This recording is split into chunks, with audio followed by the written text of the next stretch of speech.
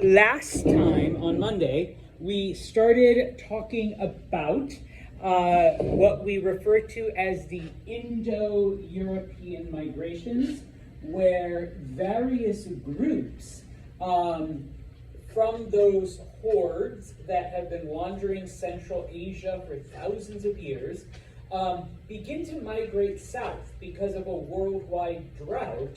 And so as they move, obviously everyone else, the other societies, are also affected by this drought. And so they have to keep going farther and farther south until eventually they just basically stay in the areas that they conquer. All right? Promise I'll come back to this.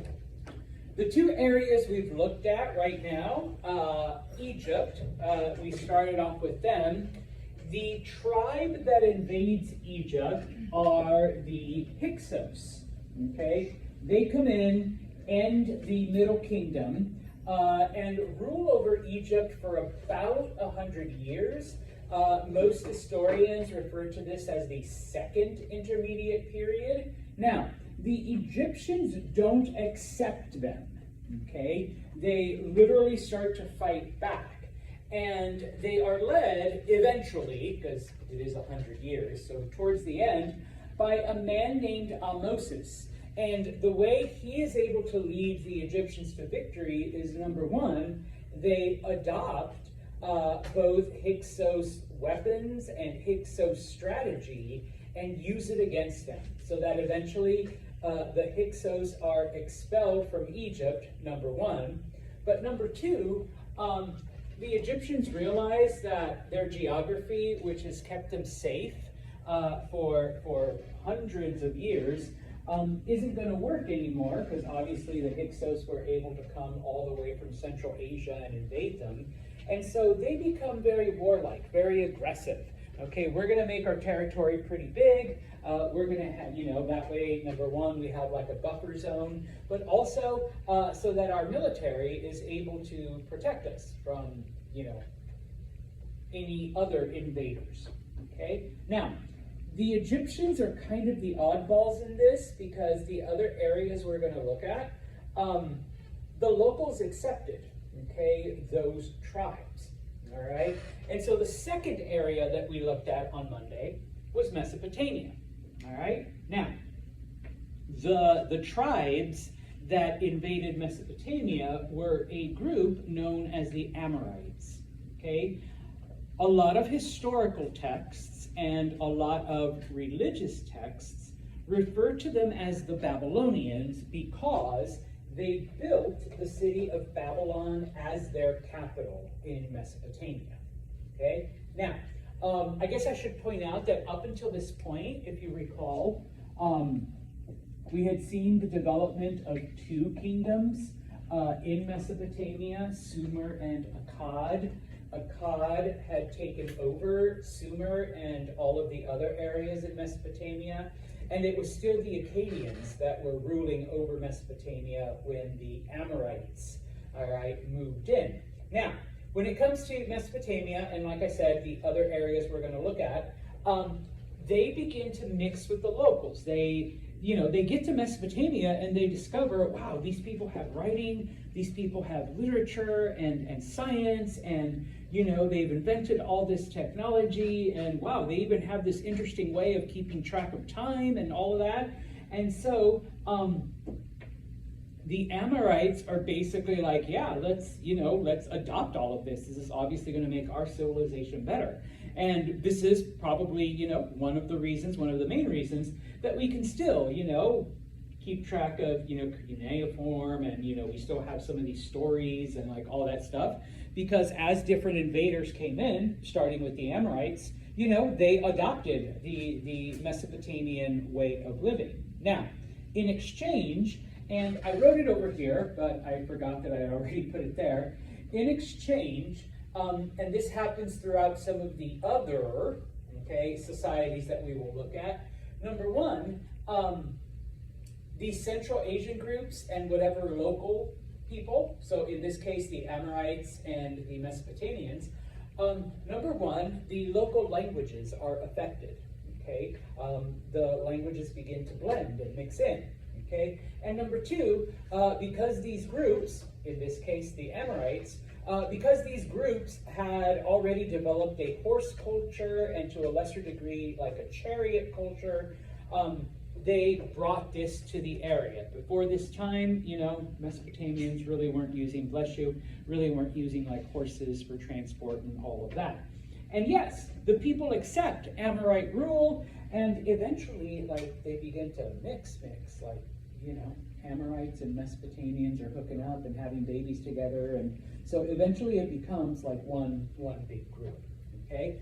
We finished talking about, because you don't need to know all of them, we finished talking about one particular, okay, Amorite king, and that was Hammurabi, all right? This is like a totally different presentation I'm starting with, the code. Because what does Hammurabi do? He develops a system of rules and laws, okay? Now, remember from Monday, this isn't the first time. A lot of people are like, oh yeah, it's the first written law. No, ever since the invention of writing, other cultures had written down rules and laws and, you know, punishments and things like that, okay? Oh yeah, eye for an eye. Okay, well, as we talked about, it wasn't really eye for an eye. It all depended on the social class of the offender and the social class, of the offended. All right, that dictated, okay, exactly what the punishment was. Now, if we were the same social class, then yes, eye for an eye. Okay, different social classes, then it was going to be different. All right. What the Code of Hammurabi was, though, is, and I put it up here, it was basically a way for how the people were supposed to have, like, interpersonal relationships. It went much further than just a criminal code, all right? It became, like, how are you supposed to act with this person and with this person? And how should husbands interact with wives? You know, how should fathers interact with their children? You guys are my kids. Totally love that. Especially people on there. All right, yeah. How should children interact with their parents? Okay, so all of this, okay, was written down. All right, now, one of your assignments, because you do have a part of it at the end of the chapter, is, you know, has to do with the Code of Hammurabi, and, you know, there's a couple questions after you read certain portions of it. I was nice enough to prepare a presentation, okay? It's also in Brightspace if you want to look at it, okay? And so, the main reason, like I said, number one, okay, is to regulate human behavior to protect, supposedly protect the weak, protect the ones that can't protect themselves, and to dictate how we, you know, relate to different people, okay? So for example, okay, one of the things that it talks about is that if I accuse Rory of a crime, okay, and for whatever reason, I cannot prove it, all right, it's like basically just a rumor, all right, I get put to death, okay? Because you shouldn't be telling lies about other people, especially Rory, she's really nice. Okay, so you shouldn't be doing stuff like that. Okay, number one. If I accuse Isaiah of being a sorcerer, okay, practicing witchcraft, okay, how do you know, Mr. Sanchez? Oh, I just know. Just look at him. He looks like a witch. He looks like a sorcerer. Okay, type of thing. I mean, yeah, beard, covered head. I mean, come on, that screams sorcery. All right. Okay, then we have to prove it. All right. Now. These were called trials of faith, and humans have done this all the way into like pilgrim times even, so for tens of thousands of years, okay? And it didn't matter if it was one god or multiple gods. What they would do is they would take the accused sorcerer and they would throw them into the river, either the Tigris or the Euphrates, okay?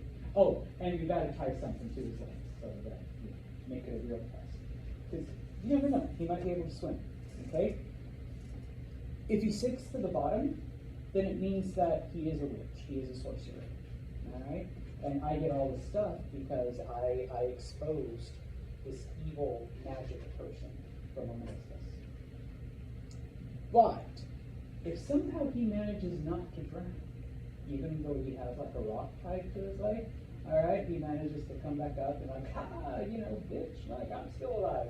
Alright? Then obviously the gods rescue him, the gods save him, and so I get put to death. Alright, for lying, for accusing him of sorcery when obviously he wasn't. Alright, because if he was a sorcerer, then the gods would not have helped him. Okay.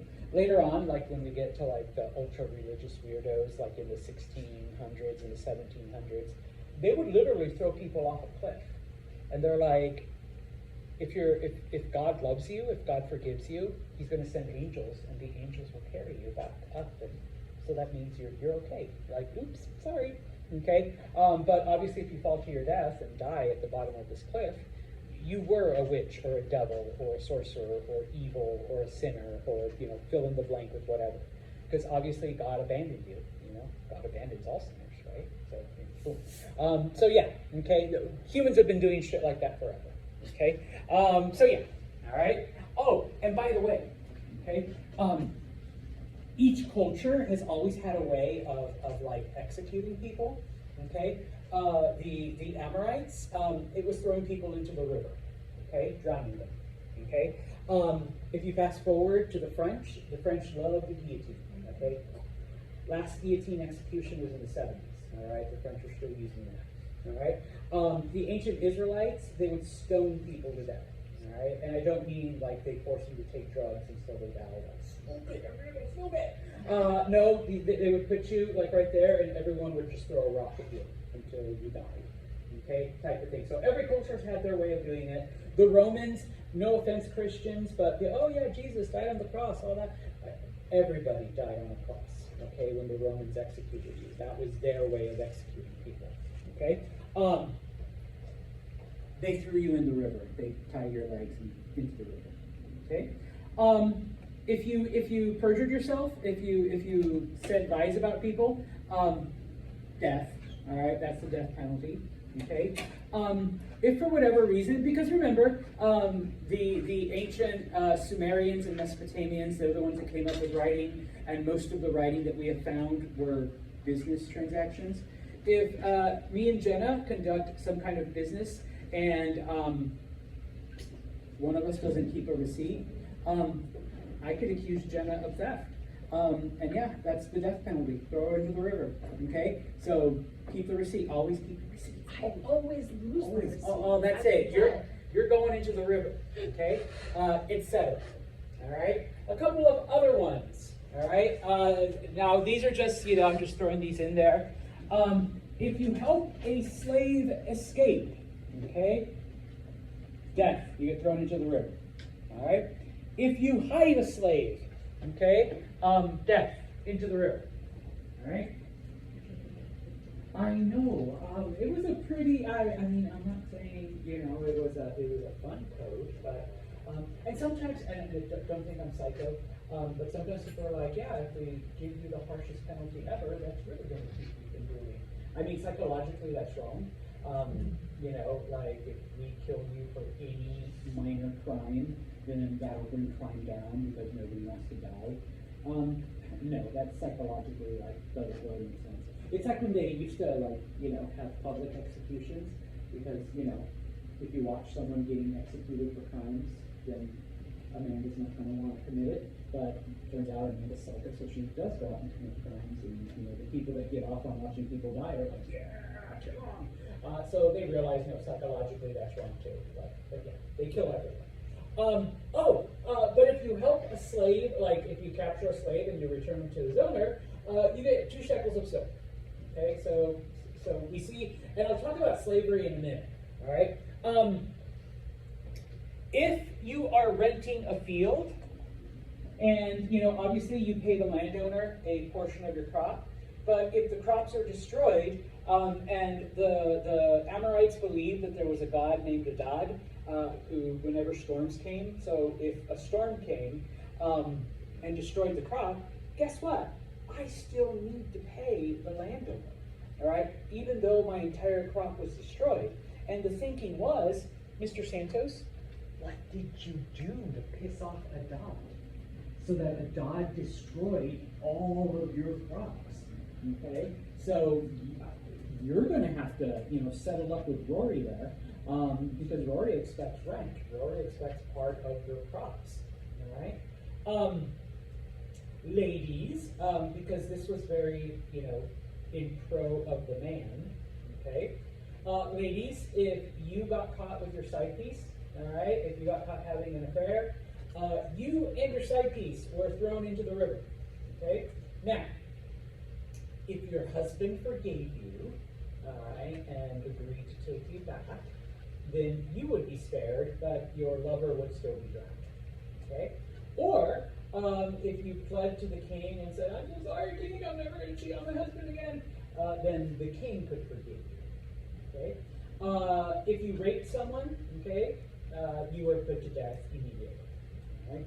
And here's is how pro-male, pro-husband all of this was. Once again, I am so sorry, ladies, okay? If you were accused of adultery, okay, so you were accused of cheating on your husband, but it turned out to be false. Someone lied about you, okay? You were loyal to your husband. You never stepped out on him. It was still expected that you would commit suicide to protect your husband's honor, okay?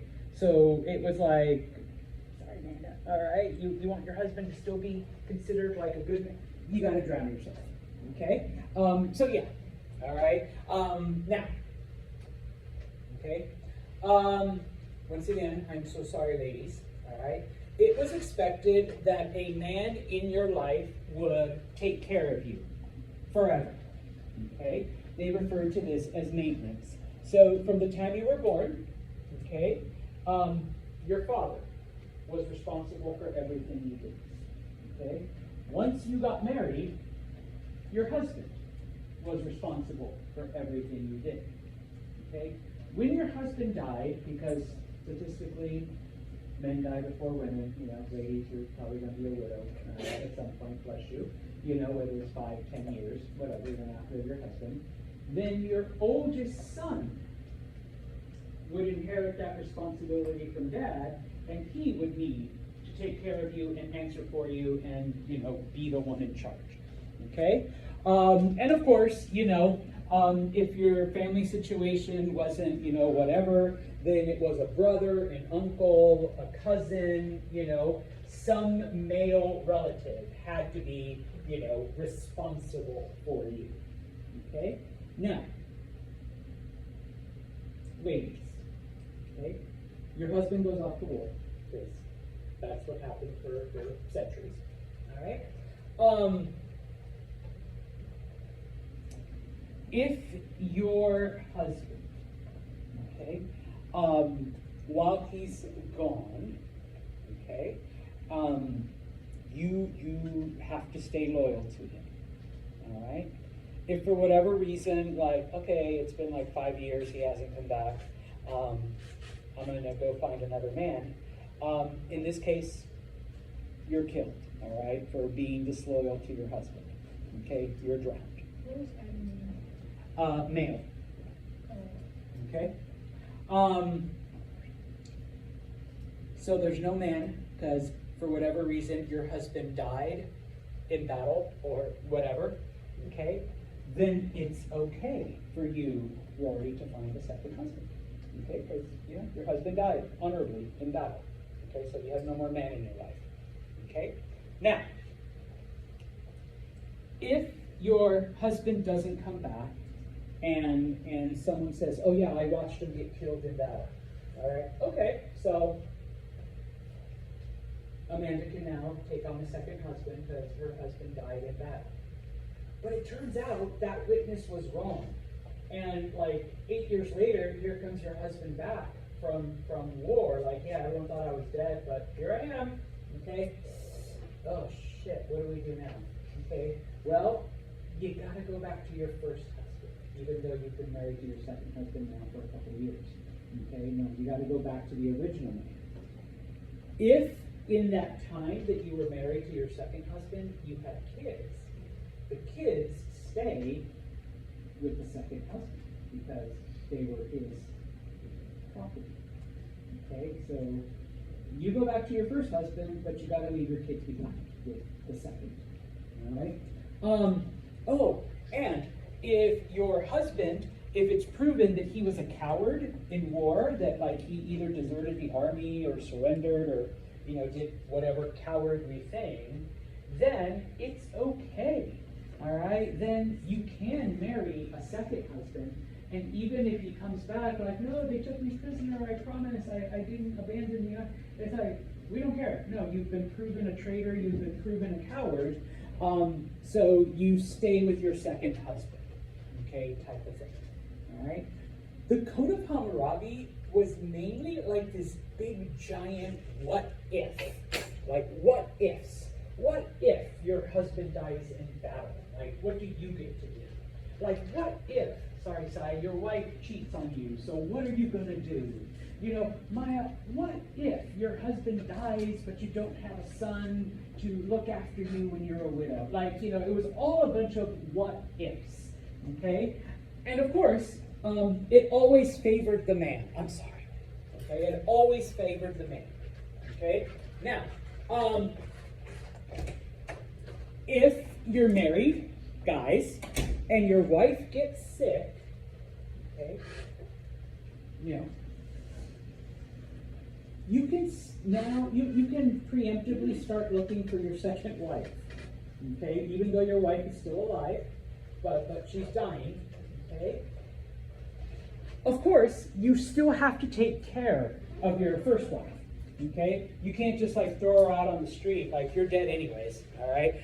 No. If you want a second, you still have to take care of her. Now, if your first wife says, or the sick wife says, no, Mr. Santos, because that's what she's been calling. Mr. Santos, no, I'm sick, and I don't want to interfere, and I really don't want to see you marry another woman. Then that's okay. Husband just has to give her enough money and support her until she dies, but she can go like live with a sister or whatever. Right? Now, you have to understand, we get the word nurse. We think of a nurse, and it's someone who takes care of you when you're sick. But when you mention like nursing a baby, it's not you're like taking care of a baby because they're sick. You're breastfeeding. Okay, that's what it originally referred to. Because, and this has been kind of a truth throughout history, higher class women, upper class women, we're not going to breastfeed our children because that's like what animals do. Like, ew, that's no. But you find a woman from the lower classes, okay? It's okay for them to breastfeed their children, and we get one of them to breastfeed our child, okay? Now, I always ask myself whenever I see laws or rules or anything like that, even today, okay, what the hell happened that they had to make a rule against doing this?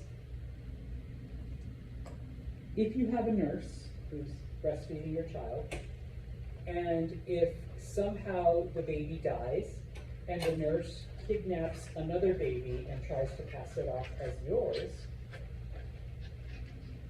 then the nurse gets her girls cut off, her breasts cut off, okay?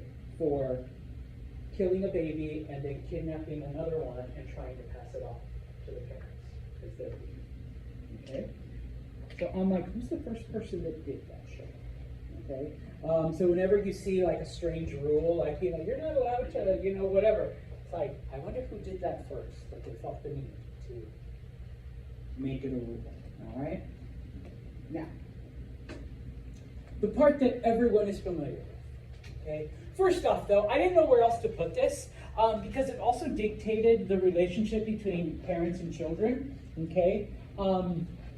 Guys, if you hit your dad for whatever reason, maybe he deserved it, but if you hit your father, you would get your fingers cut off, Okay, because you're supposed to follow your dad, respect him, all of that shit. Okay, and so yeah, you strike your dad, you get a finger cut off. Strike him again, another one. All right, at some point you're not going to have enough fingers. Okay, now here's where we get the whole idea of an eye for an eye. All right, here we'll pick on Ariana. Okay, me and Ariana get into a fight. All right, and somehow I poke her eye out. All right. If we are the same social class, then I lose my eye. Okay? If Mia and I get into a fight and I break Mia's arm, well, same social class, my arm gets broken too. Okay? Eye for an eye, bone for bone, okay? Etc. Okay? Now, still with the arm, okay? If I am a member of the upper class, if I'm a freeman, and Mia is a dependent, so one class below me, I don't get my arm broken. I pay Mia a mana of silver. Sorry about your arm, Mia. Here's some silver, okay?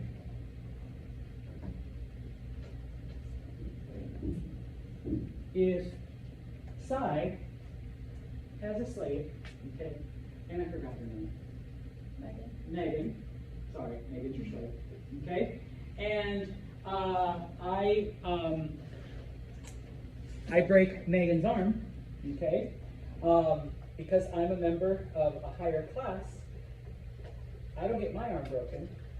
I still have to pay, but I pay the slave owner half the price that he paid for the slave. So I say, Sai, how much did Megan cost you? He's like, 30 pieces of silver. Here's 15. Oh, and Megan doesn't get it. The owner does. Here's 15 pieces of silver. Sorry about your slave. All right. No, that's fine. Okay. So,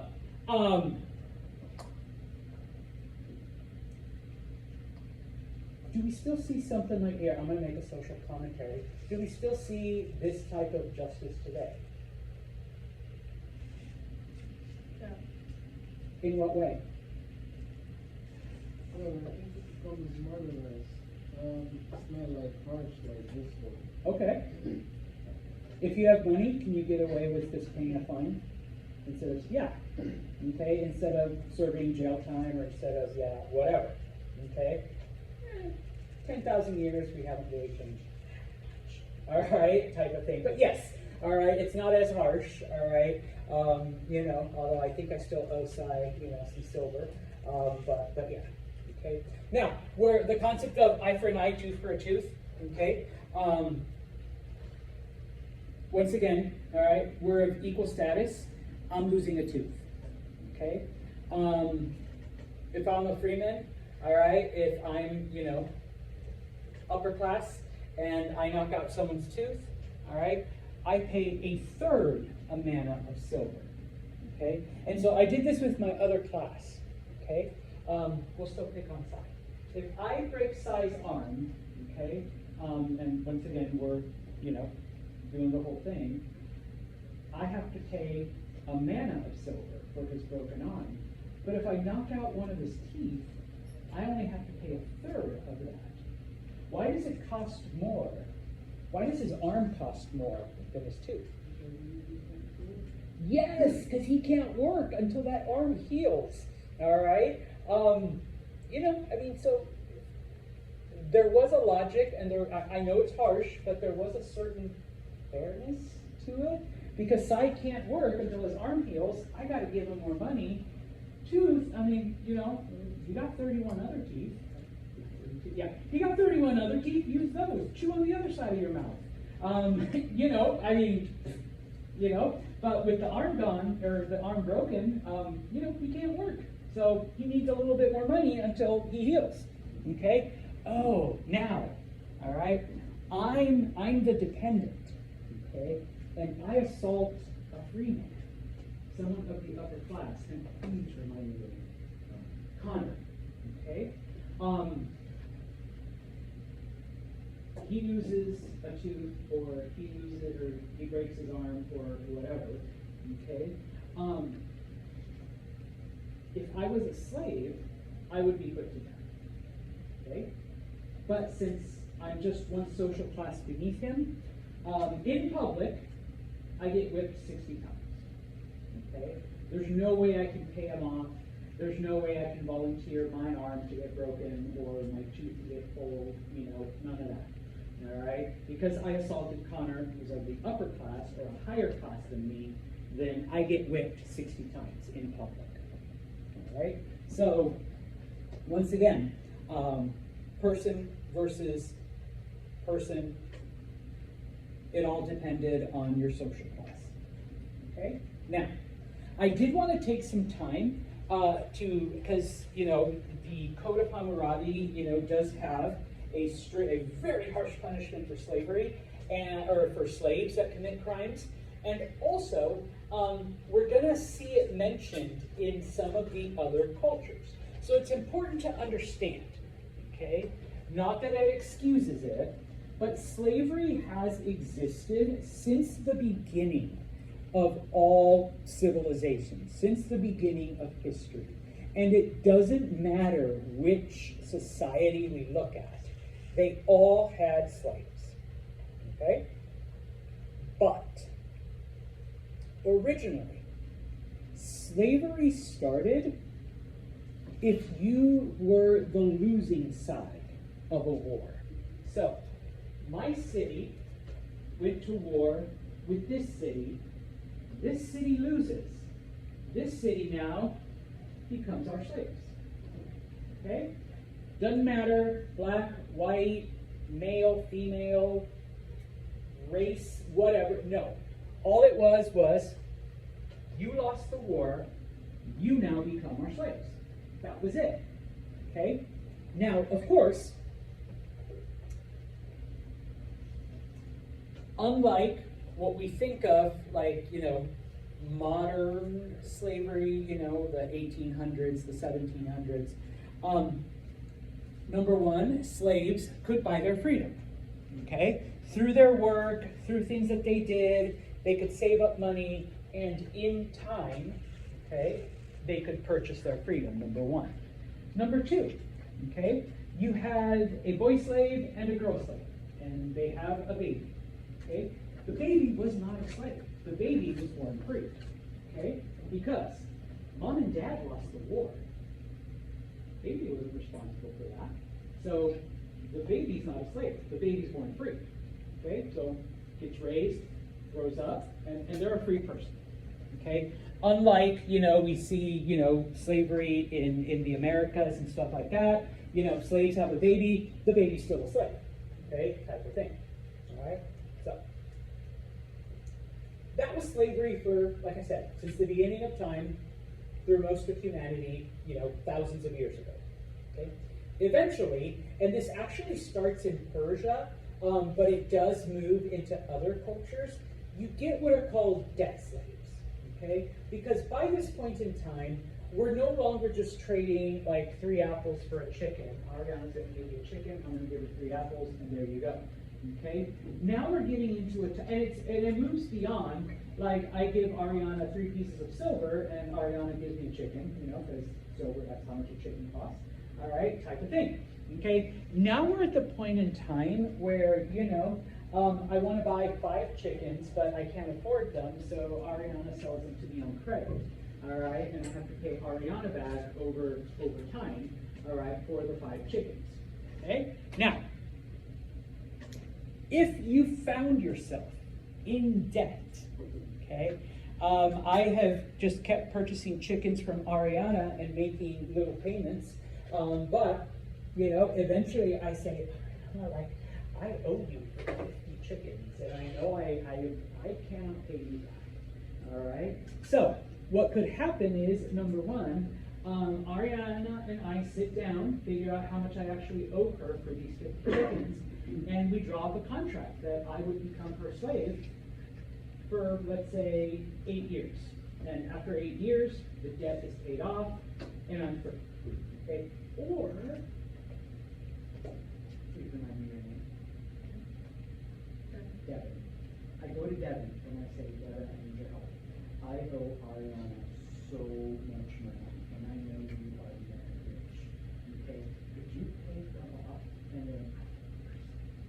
okay, she's like, fine, I'll pay off, pay off my debt. And then we negotiate, and she says, you know what, 7.5 years, you're my slave, boom, okay? Once the contracts are settled, I'm free.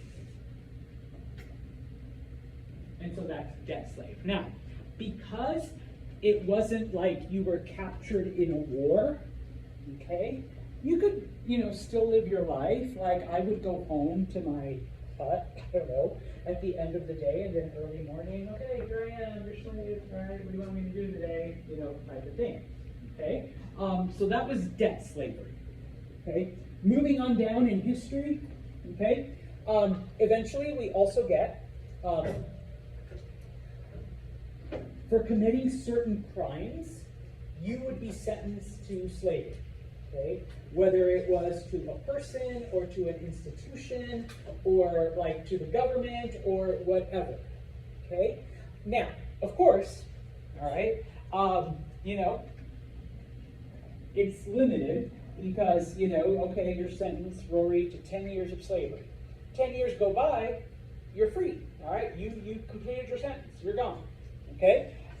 So that was another form. And then finally, all right, and probably the saddest one, where, a family has too many children, okay? You can't afford to feed them all. You have like just a little house or a little farmland, and there isn't enough food, and you're not very wealthy, okay? And, I'll be dad, and I've got like, 16 kids here, all right? So I can't afford to feed all of them. So I'm going to take these 5, sorry, you 5 in the front row, and I'm going to sell you as slaves, okay?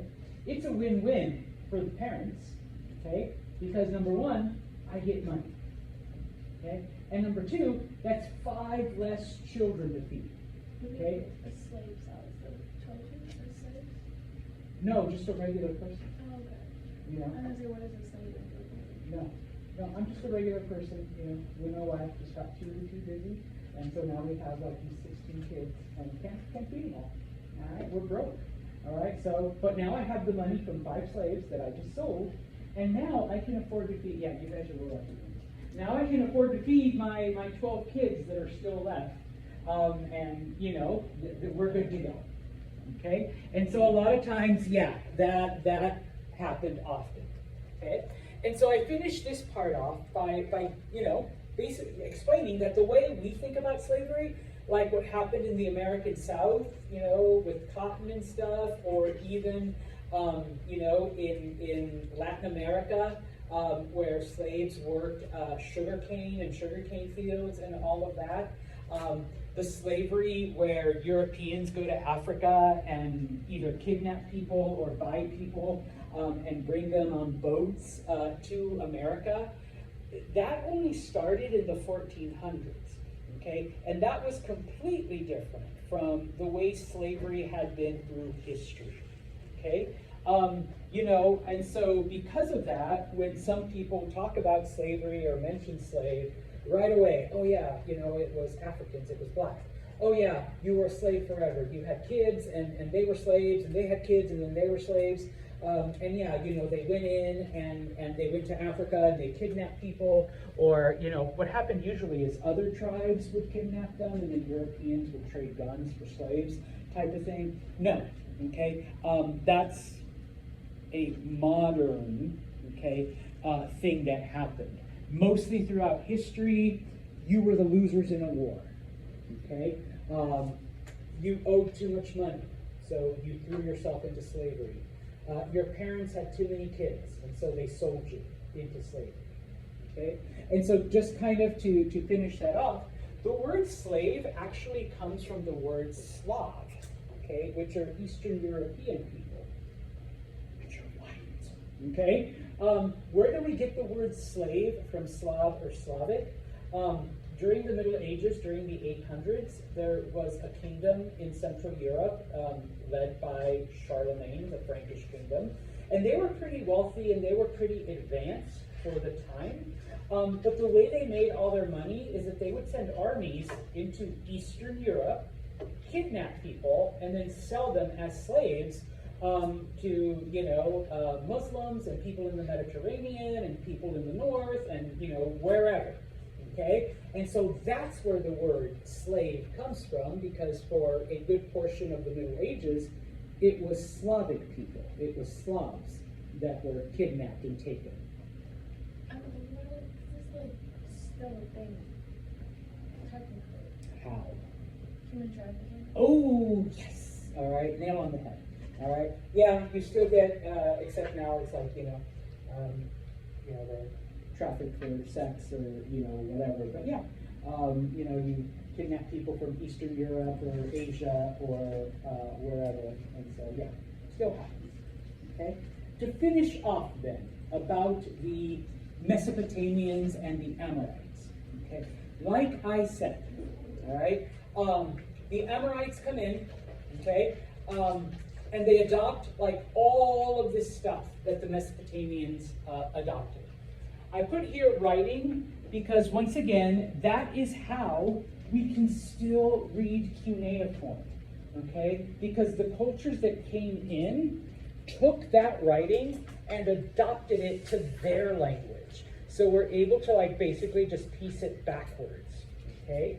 They also took some of those old Mesopotamian stories, and I once again bring up the Epic of Gilgamesh, okay? Because, and if you haven't read it, you know, Gilgamesh was the king, and he was kind of a bad king because he would like kill people and pillage and plunder and do all kinds of crazy shit. And so the people began to pray to the gods and say, gods, you know, please help us. We have this king that deals with us this way, and we really need some relief. And so supposedly the gods sent a man named Enkidu. And Enkidu, at first he fights with Gilgamesh, but because they're evenly matched, they become best friends. They come to respect each other. They know they're bros, like you're the only one that's talking to a tie. And so then they go off on adventures. They go hunting, they go pillaging, they go and do all kinds of things, and they become the bestest of friends. But then eventually, Enkidu gets killed, and Gilgamesh goes crazy again. All right, and he starts, you know, destroying villages and killing people and doing all this other stuff. All right, now, what is the point? We think that that's where the original story ends. But in reading the Epic of Gilgamesh, all of a sudden, at the very end, we get a story about a man named Utnapishtim and a great flood. Okay, similar to the biblical account. And then that's it. And so historians think that this was added later by the Amorites, okay? That they took the story of Gilgamesh and then they took one of their own stories, one of their own legends about a great flood, and kind of mixed them together because the style is so different and the fact that it's kind of like a random thing at the end. I mean, we're talking about Gilgamesh and his BFF Enkidu, and then all of a sudden, oh yeah, and then there was a flood and this dude survived, the end. And it's kind of like, okay, where did that come from? All right, well, it came from the Amorites, okay? Now, a couple of things then. One of the other things that the Amorites do, okay, is they bring this idea, at least it develops from, you know, the Mesopotamians and the Amorites, where in order to pay taxes, number one, we end up getting these private tax collectors because many of the people are still bartering, okay? I'm still buying a chicken from Ariana for 5 apples. The price is going up. All right, so 5 apples, 1 chicken, okay?